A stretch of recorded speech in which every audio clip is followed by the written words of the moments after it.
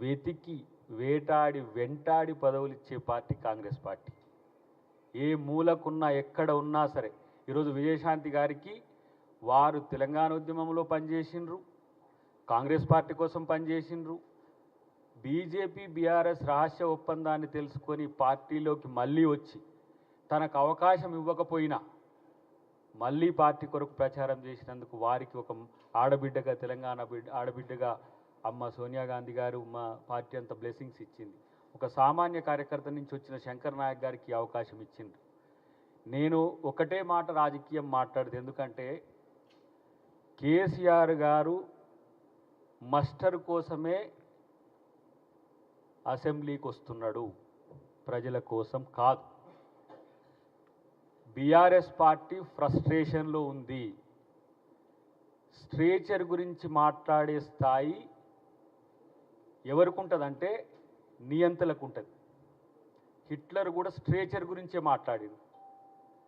మనుషులంతా సమానమే అనేది ప్రజాస్వామిక భావన. నేను చాలా గొప్ప, నా స్ట్రేచర్ ఉన్న వాళ్ళు ఎవరూ లేరనుకోవడం అనేది అహంభావం. హిట్లర్ కూడా ఏం చేసిండు, గోబెల్ అంటోని అబద్ధాలను ప్రచారం చేయడానికి ఒక మంత్రినే పెట్టిండు. ఇవాళ కేసీఆర్ చేస్తున్నది కూడా అదే. ఇవాళ జగదీష్ రెడ్డి చేసిన పని అదే. ఆయన ఆస్కార్ లెవెల్లో నటిస్తున్నాడు. 9 సంవత్సరాల అధికారంలో ఉండి ఎస్ఎల్బీసీ 8 కిలోమీటర్లు మీరు 300 కోట్లు తవ్వలేదు, మరి మీకు ఏడుపెట్లు వస్తున్నది?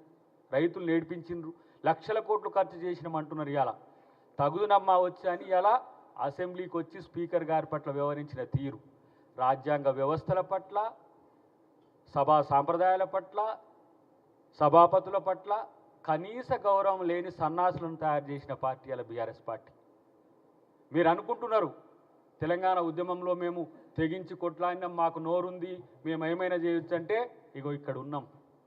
మీరు పండుకున్న రోజు కొట్లాడిన వాళ్ళం మేము, రాములక్కైనా నేనైనా. నా పార్టీ తెగించి తెలంగాణనిచ్చి ఒక ఆంధ్రప్రదేశ్లో పార్టీ అధికారాన్ని పోగొట్టుకున్నది, అయినా సరే తెలంగాణనిచ్చిన చరిత్ర కాంగ్రెస్ పార్టీది. మీ త్యాగాలు ఎక్కడున్నాయి? బీఆర్ఎస్ పార్టీ త్యాగాలు ఎక్కడున్నాయి? దేశం కొరకు త్యాగాలు ఇచ్చిన కుటుంబం కదా కాంగ్రెస్ పార్టీ. ఇవాళ తన ఆస్తులను సైతం ఇవాళ తాకట్టు పెట్టి ఈ స్వాతంత్రోద్యమానికి సహకరించింది మోతీలాల్ నెహ్రూ గారు. జైలుకు పోయిన జీవితం నెహ్రూ గారిది. చైనా వారి తర్వాత తన జీవితాన్నే ఇలా ఏ విధంగా కుమిలి ఏడ్చి చనిపోయిండో మీకు తెలుసు. నా దేహం ముక్కలైన ఈ దేశాన్ని ముక్కలు కానియనని చెప్పిన ఇందిరాగాంధీ తెగువ కింద మీరు ఎంతరా బాబు? శ్రీలంకకు శాంతి సేనను ప్రపంచ శాంతి కొరకు పంపించిన రాజీవ్ గాంధీ ఈ దేశం కొరకు త్యాగం చేసిన కుటుంబం. 2 పిల్లల్ని, చిన్న పిల్లల్ని సంకన పెట్టుకొని దేశం కొరకు పోరాడిన సోనియా గాంధీ తెగువ కింద మీరు ఎంత? అప్పటికి కూడా పార్టీని అధికారంలోకి తెచ్చి యూపీఏ చైర్పర్సన్గా ఉన్న సోనియా గాంధీ గారి కాళ్ళు మొక్కితే తెలంగాణ ఇస్తే దానికి ముఖ్యమంత్రులైన మీరు స్ట్రేచర్ గురించి మాట్లాడుతున్నారు. నిన్న ముఖ్యమంత్రి గారు ఏమన్నారు? స్ట్రేచర్ గురించి మాట్లాడేటోడు స్ట్రేచర్కు పోతారు, స్ట్రెచర్ నుంచి ఆడికి పోతారు, మార్చురికి పోతారు. హిట్లర్కి అదే అయింది. స్ట్రేచర్ గురించి మాట్లాడి హిట్లర్ ఏమైంది తెలుసా? చివరికి తనను తాను కాల్చుకొని చచ్చిండు కేసీఆర్. గుర్తుపెట్టుకో, నియంతల జీవితం చివరికి ఎక్కడికి వస్తుందో అది. ఫాల్స్ ప్రిస్టేజ్కి పోకు. నీకు అధికారం ఇచ్చిన రోజేమో అందలం ఎక్కి కూర్చొని అందరినీ కూర్చోబెట్టి ఇలా స్పీకర్లను గౌరవించిండ్రా? మీరు ప్రజాస్వామ్యాన్ని గౌరవించిండ్రా? ఒక దళితుడైన సిఎల్పి నాయకుడుగా ఉన్న బట్టి గారి యొక్క అధికారాన్ని తీసేసింది ఎటుపోయింది? సంపత్ గారిని, వెంకటరెడ్డి గారిని డిస్మిస్ చేసే హక్కు మీకు లేకుండా చేసిన రోజు ఎటుపోయింది? ఇలా మీకు ప్రజాస్వామ్యం గురించి గుర్తొస్తున్నది, మీకు ప్రజలు గుర్తొస్తున్నారు, మీకు నటులు ఇలా మీరు ఎట్లా నటిస్తున్నారో చూస్తున్నాం. కొంతమంది మీడియాలో కొంతమంది ఉన్న వాళ్ళని తీసుకొని పోయి మీరు నెలకు ₹1 కోటి ఇచ్చి బ్లాక్ మైకులు పెట్టించి ఇలా ముఖ్యమంత్రి గారిని తిట్టిస్తున్నారు. సిగ్గనిపించట్లేదా మీకు? మీరు తెలంగాణ ఆత్మగౌరవాన్ని, తెలంగాణ అస్తిత్వాన్నా? ఇలా బీఆర్ఎస్ పార్టీలో తెలంగాణ వాదం ఎక్కడిది? తెలంగాణ రాష్ట్ర సమితి అనే పదమే తీసేసి భారత రాష్ట్ర సమితిని పెట్టుకున్న దద్దమ్మలు మీరు. మీకు తెలంగాణ గురించి మాట్లాడే నైతిక హక్కు ఎక్కడిది?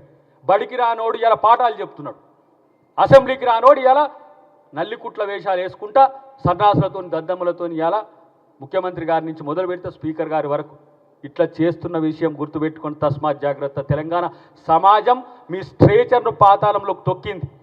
నీలాంటి నియంత్రణను తొక్కి ఇలా రాహుల్ గాంధీ గారి నేతృత్వంలో రేవంత్ రెడ్డి గారు ఈ రాష్ట్రానికి ముఖ్యమంత్రిగా అయ్యిండు.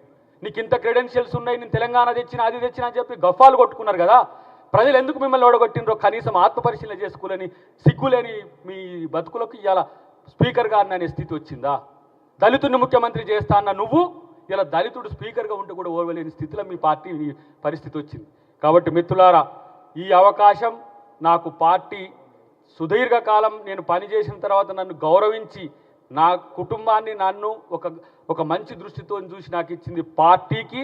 నా సేవలు మహేష్ కుమార్ గౌడ్ గారు ఎప్పుడు ఇచ్చినా నేను పార్టీకి నేను సహకరిస్తూనే ప్రభుత్వంలో తెలంగాణ అమరవీరుల యొక్క ఆకాంక్షల్ని, తెలంగాణ ఉద్యమకారుల యొక్క ఆకాంక్షల్ని, తెలంగాణ సమాజపు ఆకాంక్షల్ని ప్రభుత్వం దృష్టికి తీసుకుపోవడమే కాకుండా పేదల గొంతులుగా, యువత గొంతులుగా, మహిళా ఇతరత్ర ఎవరైతే బాధితుల గొంతులుగా మేము ఉండడానికి ఇలా మేము ముందుకొస్తాం. సామాజిక న్యాయానికి పెద్దపీట వేసే కాంగ్రెస్ పార్టీ. ఎందుకంటే నేను ఆ రోజు కూడా చెప్పిన, చివరిగా ఒక్క మాట చెప్పి ముగిస్తా. తెలంగాణ ఉద్యమంలో మేము పాల్గొన్న రోజు తెలంగాణ ఇవ్వకపోతే అమ్మ మళ్ళీ మేము బజార్లకు వచ్చి కొట్టాడాల్సి వస్తుంది, మీరు తెలంగాణ ఇవ్వమని మేము అడిగితే తెలంగాణ ఇచ్చిన తర్వాత జాయింట్ యాక్షన్ కమిటీ వాళ్ళందరినీ పిలిచి ఆమె మీరు రాజకీయ భవిష్యత్తును మాతో చూసుకోండి, మేము అవకాశాలు కల్పిస్తామంటే అమ్మ మీరు తెలంగాణకు జీవితం ఇచ్చిన వాళ్ళు మా జీవితాలను మీకు మీ పార్టీకి ఇస్తామని చెప్పి వచ్చినాం. మాకు అవకాశాలు